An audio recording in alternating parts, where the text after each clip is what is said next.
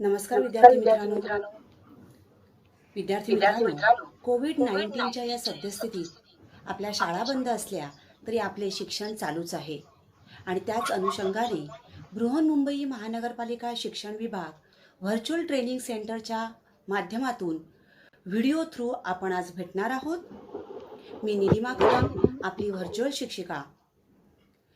आजचा विषय आपण बघणार आहोत इयत्ता 8वी विषय गणित। आजचा आपला घटक आहे सांख्यिकी, स्टॅटिस्टिक्स। तर सांख्यिकी म्हणजे काय? तर इयत्ता 7वी मध्ये सुद्धा आपण सांख्यिकी या शाखेचा अभ्यास केलेला आहे। घटनेविषयी किंवा समस्येविषयी सांख्यिकी माहिती जमा करणे आणि त्या माहितीचा अभ्यास करून काही निष्कर्ष मिळविणे हे या शाखेमध्ये अंतर्भूत आहे आणि या शाखेला सांख्यिकी असे म्हणतात। म्हणजेच या ठिकाणी एखादी घटना किंवा एखादी समस्या असेल तर त्याविषयी संख्यात्मक माहिती जमा केली जाते आणि त्या माहितीचा अभ्यास करून निष्कर्ष काढले जातात। उदाहरणार्थ, जर वर्गातील सरासरी किती मुलं हजर आहेत, आपल्याला वर्गाची हजेरी काढायची बघायची आहे, तर त्यासाठी त्या शाळेतील एखाद्या वर्गाची संख्यात्मक माहिती जमा केली जाते आणि त्यावरून निष्कर्ष काढला जातो। So statistics is a branch of mathematics that deals with collection, analysis, interpretation and presentation of numerical data.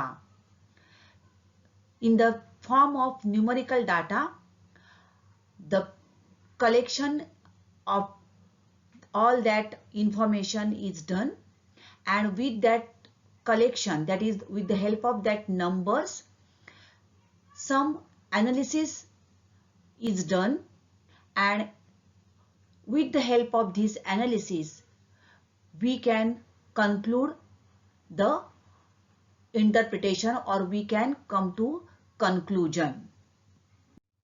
In short, statistics means the collection, organization and understanding of different types of data.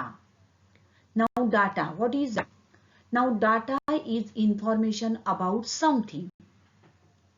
Now this information can be in numbers, words or pictures, right? In the 5th standard we have learned pictograph, right? So in the form of pictures some information is collected and with the help of that information we can conclude. तर data म्हणजेच काय? तर संख्यात्मक माहिती। Okay, आता हा data म्हणजेच ही माहिती संख्यांमध्ये, शब्दांमध्ये किंवा चित्रात्मक असू शकते, चित्रामध्ये असू शकते।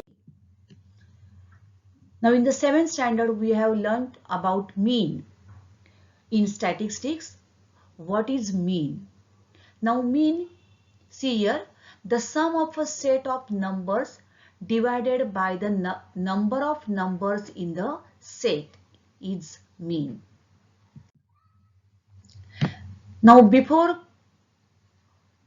coming to statistics, that is आपण आपल्या घटकाला सुरुवात करण्या अगोदर या सांख्यिकी मधील काही संज्ञा ज्या आहेत त्या बघूया।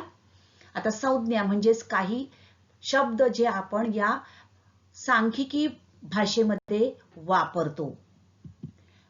संख्यात्मक माहिती, बघा आपण जी माहिती गोळा करतो ती संख्यात्मक आहे, दॅट इज न्यूमरिकल डाटा। म्हणजे आपण जी माहिती घेणार आहोत that is in form of numbers. तर आपण जी माहिती घेणार ती संख्यात असणार आहेत आणि म्हणून याला म्हणतो आपण संख्यात्मक माहिती, न्यूमरिकल डाटा। कच्ची सामग्री। नाउ कच्ची सामग्री म्हणजे काय? तर आता ही जी माहिती आपण गोळा केलेली आहे, उदाहरणार्थ पाऊस जो पडतो, पावसाचा आपल्याला बघायचं आहे की सरासरी पाऊस किती पडतो। मग त्यासाठी मागच्या 2 किंवा 3 वर्षात पडलेला पाऊस, एखाद्या गावामध्ये पडणारा सरासरी पाऊस हे आपल्याला काढायचा आहे. तर त्या गावामध्ये मागील 2-3 वर्षामध्ये पडलेला जो पाऊस आहे त्याबाबतची संख्यात्मक माहिती जी गोळा केली जाते तिला म्हटलंय कच्ची सामग्री. That is raw data. The amount of rain in last 2 to 3 years, that is in the form of numbers. So that numbers which we have collected is nothing but the raw data.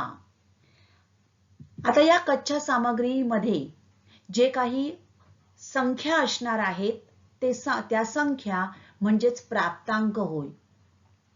That numbers are nothing but scores. वारंवारता, frequency. आता वारंवारता म्हणजे काय? आता आपण एक दुसरं उदाहरण घेऊया. तुम्हाला एका वर्गामध्ये 20 मुलांचा वर्ग आहे. त्या 20 मुलांना मराठीमध्ये पडलेले गुण किंवा गणितात पडलेले गुण हे जर आपण घेतले तर 20 मुलांना 20 मार्काची परीक्षा घेतली तर 20 पैकी किती गुण पडलेले आहेत, बरोबर? मग 20 मुलांचा डाटा आपण गोळा करणार म्हणजे how many scores will be there? Yes, 20. किती असणार प्राप्तांक? 20. मग या 20 मध्ये काही मुलांना 15 असे 15 मार्क 2 ते 4 जणांना पण असू शकतात. 16 मार्क किती जणांना असू शकतात? 5 मार्क एकाला असू शकतात किंवा एकालाही नसूही शकतात. राईट? मग हा जो अंक आहे हा अंक किती वेळा पुन्हा पुन्हा आलेला आहे किंवा काय हे बघण्यासाठी आपण जो शब्द वापरणार आहोत स्टॅटिस्टिक्स मध्ये, सांख्यिकीय मध्ये, त्याला म्हणतात वारंवारता, फ्रिक्वेन्सी. टाळ्याच्या खुणा, tally marks. Last year we have learned about this. What is tally marks? You know it. So tally marks means how many times that score is occurring. आणि वारंवारता सारणी, फ्रिक्वेन्सी टेबल. आता वारंवारता, टाळ्याच्या खुणा आणि वारंवारता सारणी ज्या वेळेला आपण या ठिकाणी टेबल तयार करू त्यावेळेला तुमच्या पुन्हा लक्षात येईल. आता लक्षात ठेवा, टाळ्याच्या खुणा म्हणजे टॅली मार्क्स आणि वारंवारता सारणी आपल्याला टेबल तयार करावं लागतं. नाऊ डाटा, कच्ची सामग्री म्हणजेच काय तर एखाद्या विशिष्ट हेतूने गोळा केलेल्या संख्यात्मक माहितीला आपण कच्ची सामग्री म्हणतो. So data is collection of numerical information. It is gathered by observation or by questioning. Now this is often organized in graphs or charts for analysis. It may include numbers or measurements or facts. And the number in this data, each number in this data is called as score, प्राप्तांक. Okay? बघा आता संख्यात्मक माहिती आणि कच्ची सामग्री आपण बघूया. इयत्ता 8वीच्या 10 विद्यार्थ्यांचे वजन किलोग्रॅम मध्ये खालीलप्रमाणे आहे. हे वजन आहे, हे मिळालेलं आहे. तर ही संख्यात्मक माहिती आपल्याला जी मिळालेली आहे तीच आहे कच्ची सामग्री, बरोबर? मग इयत्ता 8वीच्या 15 विद्यार्थ्यांच्या चाचणी परीक्षेचे गुण, मग ही काय झाली आपली रॉ डाटा, कच्ची सामग्री. आणि यातील हा प्रत्येक 48, 25, 36 हा प्रत्येक नंबर जो आहे त्याला म्हणतात प्राप्तांक. That is the score. Okay. इयत्ता 8वीच्या 10 विद्यार्थ्यांचे वजन खालीलप्रमाणे आहे. हे आपण now this is the numerical data. ही सांख्यिकी माहिती आपल्याला मिळालेली आहे. And this is nothing but raw data, कच्ची सामग्री आहे. Now what is exactly this? This is the weight of the students. Right, in kilograms. 8वीच्या विद्यार्थ्यांचं हे वजन आहे. Now we have to make a frequency table with the help of this raw material. Okay, let's start. Now we have to make 3 columns. Now what is this? This is the weight of the students. So first column is weight, that is वजन in kilogram. Tally marks and frequency. Okay. Now next step. Observe these numbers carefully and find out the least number in this numerical data. लहानात लहान अंक शोधायचा आहे. कोणता आहे? Yes, 38, right. मग write in the first column, that is 38. Next one, yes, 40. Next 42, 43, 44 and 50. Okay, only these numbers are there. Now 45 number is not there, 41 is not there, 49 is not there, right? So no need of writing these numbers. Only the numbers which we appear in the data we have written in the ascending order, right? आपण चढत्या क्रमाने हे लिहून घेतले. आता ताळ्याच्या खुणा, tally marks म्हणजे काय? Now let's start. Now see here. 42. So where is 42? In front of 42, draw a vertical line like this. त्या अंकाच्या समोर एक अशी उभी रेषा मारायची. This is a tally mark, 42. Next 43. 43. Again 43. आपण हे पुन्हा गोंधळ होऊ नये म्हणून आपण काय करतो? कॅन्सल करतो. We are cancelling these numbers so that we cannot count it again, right? Now next 38. So in front of 38, 43, again 43 here. तर असे बघा काही नंबर्स पुन्हा पुन्हा येणार आहेत, मग त्याचा गोंधळ होऊ नये म्हणून वरती आपण लगेच कॅन्सल करायचा. 44, 50, 40, 44 and 40, राईट. तर अशा प्रकारे आपण ह्या टॅली मार्क्स केल्या. आता ह्या टॅली मार्क्स आपण अशा प्रकारे केलेले आहेत बघा. या टॅली मार्क्स केल्यानंतर आपण आता लक्ष द्यायचं आहे बघा. काय करायचं? We have to write the frequency. वारंवारता आपल्याला लिहायची आहे. Now how many times the tally marks are appearing, that number you have to write in this column, that is the frequency. So 38, how many times tally marks? Only one, so 1. 2, 1. Next 3, 43 number is occurring thrice, 3 times, so 3, 44 and 50 once only, right? So this is the frequency of this weight. आता याची आपण total करूया. किती येते बघा? n is equal to 2 plus 1 3 3 6 7 9 and 10. How many students are there? 10. Therefore the frequency here n is equal to getting 10. This is the frequency table. ही झाली वारंवारता सारणी. Okay. Now next, arithmetic mean.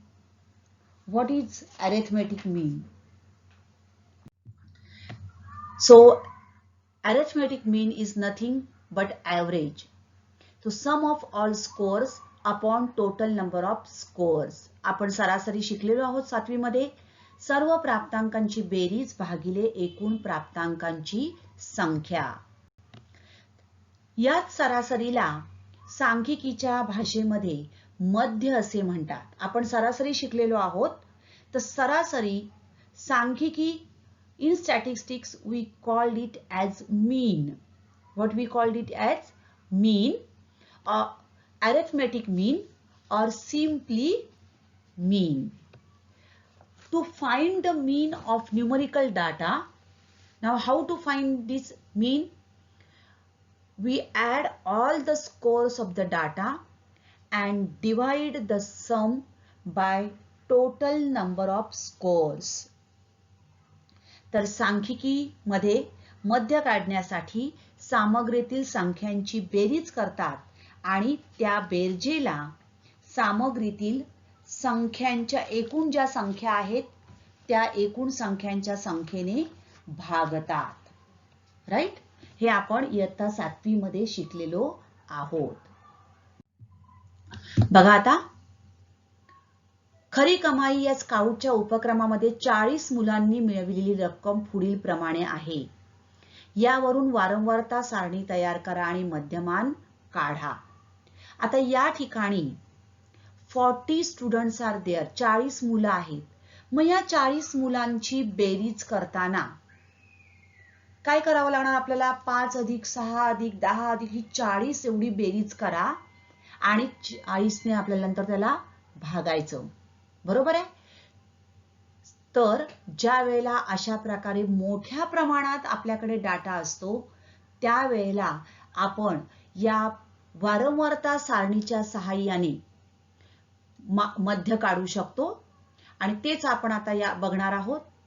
इयत्ता 7वी मध्ये आपण जो ॲव्हरेज काढला म्हणजे मीन काढला त्यावेळेला डाटा आपला खूप कमी प्रमाणात होता. त्यावेळेला आपण अशा प्रकारे बेरीज करून एकूण संख्येने भागून मीन काढू शकत होतो. परंतु जेव्हा डाटा मोठ्या प्रमाणावर असेल त्यावेळेला आपल्याला या फ्रिक्वेन्सी टेबल वारंवारता सारणीने आपण अगदी सोप्या पद्धतीने मीन काढू शकतो, मध्य काढू शकतो. When there is a lot of numerical data, a lot of numbers, the big numerical data is there, then with the help of frequency table, we can calculate the mean of that problem or mean of that numerical data, whatever is given. Let's do this example. Now this is the numerical data. 40 students are there. They have collected some money. त्यांनी पैसे गोळा केलेले आहेत. Normally, we are making 3 columns, but dear students, here we are making 4 columns. 4 आपण columns करणार आहोत. का ते तुमच्या लक्षात येईल. Now, what is the data about? It is the fund. पैसे आहेत गोळा केलेले मुलांनी. Okay, so in the first column रुपये, next one tally marks, third column frequency. Okay, आता पहिल्या कॉलम मध्ये आपण काय करणार आहोत? पहिल्या स्तंभामध्ये पहिल्या कॉलम मध्ये आपण चढत्या क्रमाने प्राप्तांक लिहिणार आहोत. आता याच्यामध्ये तुम्ही बघा सगळ्यात लहान कोणता अंक आहे बघा. Find out which ever is the smallest one. कोणता आहे? 5. बरोबर. मग आपण काय करणार आहोत तर चढत्या क्रमाने write the scores in the first column in ascending order. काय करणार आहोत? असेंडिंग ऑर्डर मध्ये आपण हे प्राप्तांक लिहिणार आहोत. So the smallest one is 5, right? Then 6, 7, 8, 9, 10. Only the maximum is the 10, right? So 5, 6, 7, 8, 9, 10. Only these are the rupees. These are the numbers. They are occurring again and again. चढत्या क्रमाने आपण प्राप्तांक लिहिले. We have written these scores in the ascending order. Now next, हे लिहिले आपण. Now we are doing tally marks. Okay. Now again 5, 6, 10, 7, 8, 9, 6, 5, 10, 7, 8, 7. See here, some are occurring again and again. That's why we are cancelling over here. 6, 5, 10, 10, again 10, right? 9, 7, 8, 6, 5, next 7. Now here 7. See here already 4 numbers are there. So fifth one we will do like this. So we can easily understand this is the group of 5. Okay. Then 9, 6. Again this is the group of 4. We will write this fifth one like this way. 10. Again this. Again 10. So next one will be straight vertical. 10, 10, right? 8, 7,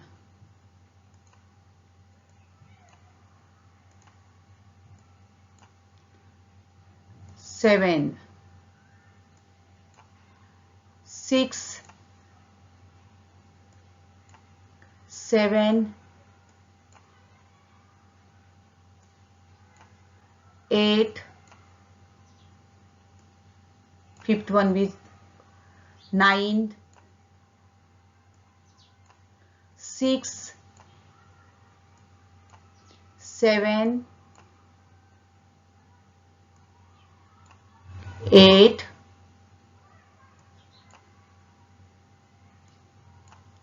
9,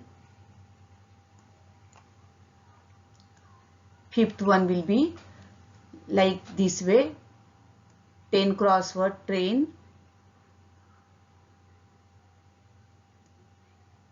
and 5. Okay. So this is the group of 5, right? So it is, we can count them easily. Now how many times these tally marks are there, we are going to write over here. That is the frequency. Okay. Now in the next column आपण काय केलं, second column मध्ये आपण tally marks केले. Right the tally marks in the next column. Right.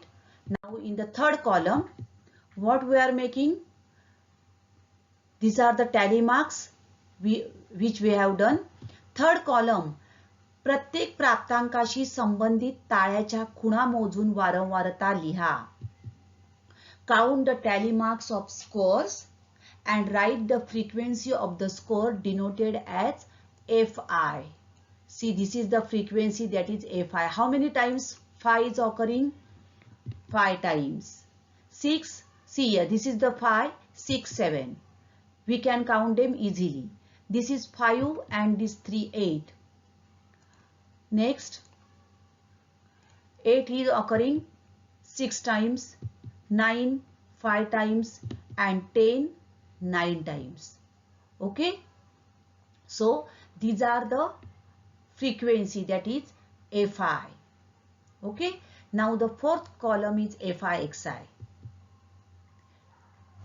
Before going to Fi-Xi, we will do the sum of this column, that is Fi. Write the sum of all frequencies below the frequency column.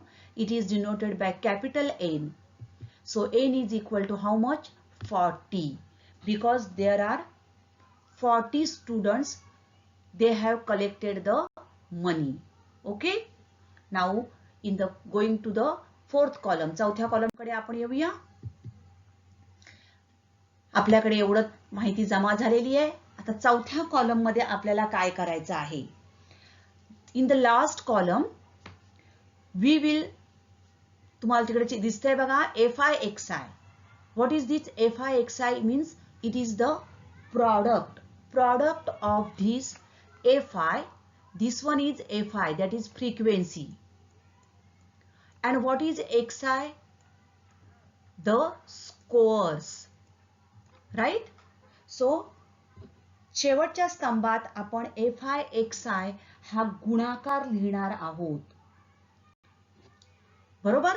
So शेवटच्या स्तंभात FI/XI हे लिहूया.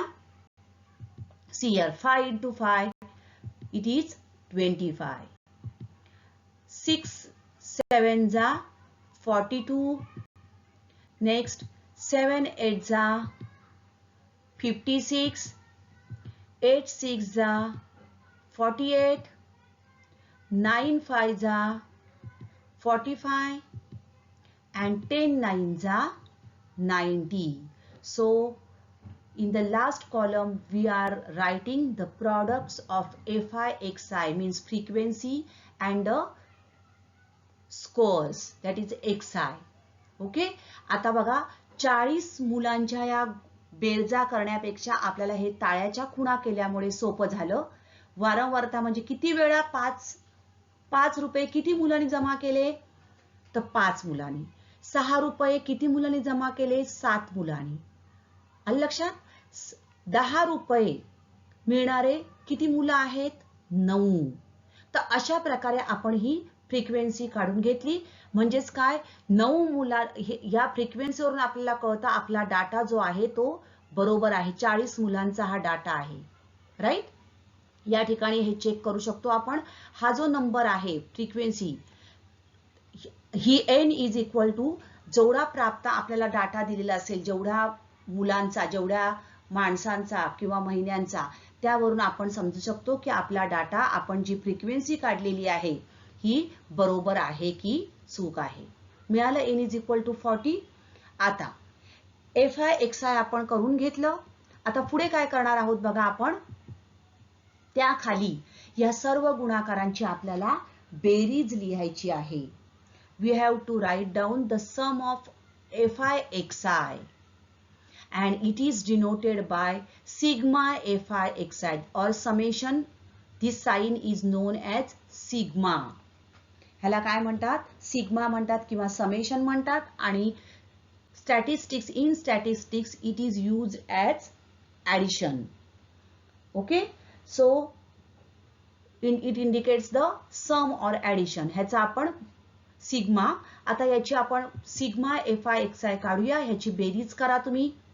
किती येते बघा बेरीज. So it is 306. किती आहे बेरीज ही, 306 मिळाली. बघा किती सोपं झालं. आता आपल्याला काय काढायचं आहे, मीन काढायचं आहे. राईट. सो मध्य काढायचं आहे आपल्याला. अरिथमेटिक मीन काढायचं आहे. Arithmetic mean is denoted by x bar and the formula of this is x bar equal to summation FI/XI upon n. आपण summation FI/XI काढलेला आहे. n पण आपल्याकडे आहे. That is will be equal to 306 upon 40. आणि हे आपण काढल्यानंतर आपल्याला उत्तर मिळेल 7.65. So this is the mean of this data. तर अशा प्रकारे आपण दिलेल्या सांख्यिकी माहितीच्या आधारे कशा प्रकारे वारंवारता सारणी तयार करायची आणि त्याच्यावरून मीन काढायचा, म्हणजेच मध्य काढायचा, हे बघितलेलं आहे. अशाच काही उदाहरणासहित पुन्हा भेटणार आहोत पुढच्या भागात. थँक्यू. तर विद्यार्थी मित्रांनो, आता आपण इथेच थांबणार आहोत. अशाच काही सुंदर सुंदर व्हिडिओ सहित पुन्हा भेटणार आहोत पुढच्या भागात. तोपर्यंत थँक्यू. घरी राहा, सुरक्षित राहा.